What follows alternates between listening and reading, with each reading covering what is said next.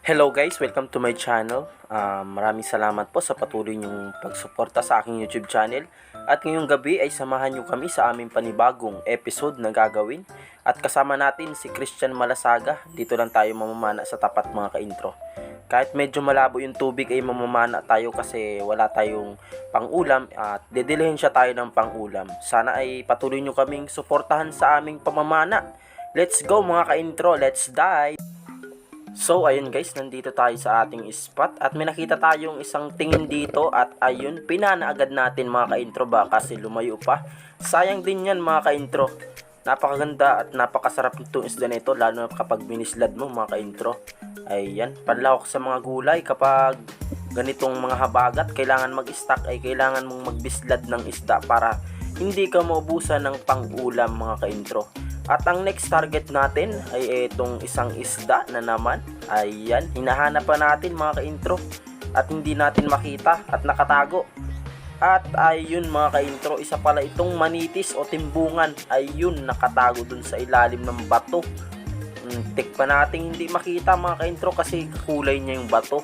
At ayun, pinana agad natin para naman makapanaod tayo ng panibagong papanain. At ayun, hindi pala natin tinama at nakita natin pumugati sa ilalim. Ayun, tinama pala natin mga ka-intro at ayan, kinuha na natin kasi sayang din yan mga ka-intro.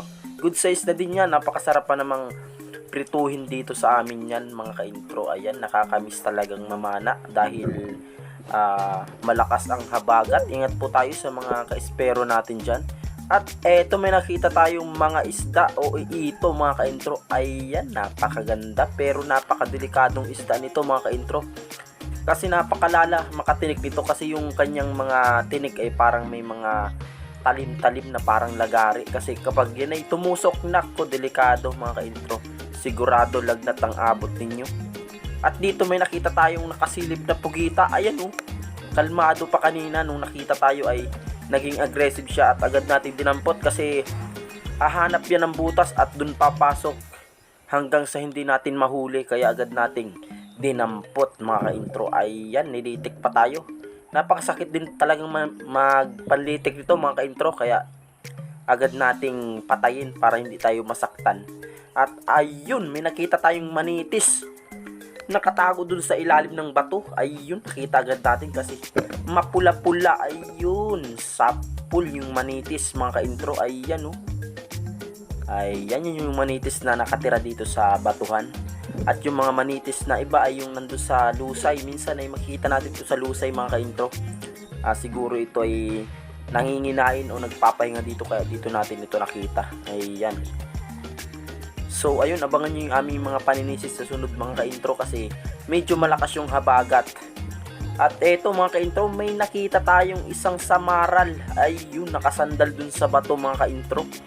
At syempre, medyo maamo pa ito kasi nandyan lang siya. Hindi siya talaga alis dyan kasi dyan na siya siguro naabutan ng dilim. Syempre, papanahin agad natin. Baka kasi makaalpas pa, sayang din yan. Masarap pa naman itong pang-ulam mga ka-intro. Masarap ding magpatinik dito. Ay sus, sigurado mapapawaw ka sa sakit mga ka-intro. Mainit-init ito pag nadali ka ng tinik. Ayan, napakalala kasi nito mga ka-intro. Ganun din makatinik ito dun sa tulos o danggit. Ayun. At ang next target mga ka-intro, ayan oh, medyo malabo yung tubig mga ka-intro. Ayan oh, kasi katapos pa nung habagat nung nakaraan. At ito, may nakita tayong manitis na naman. Ayun, nakatambay dun sa ilalim ng batuhan. Yari ka ngayong manitis ka.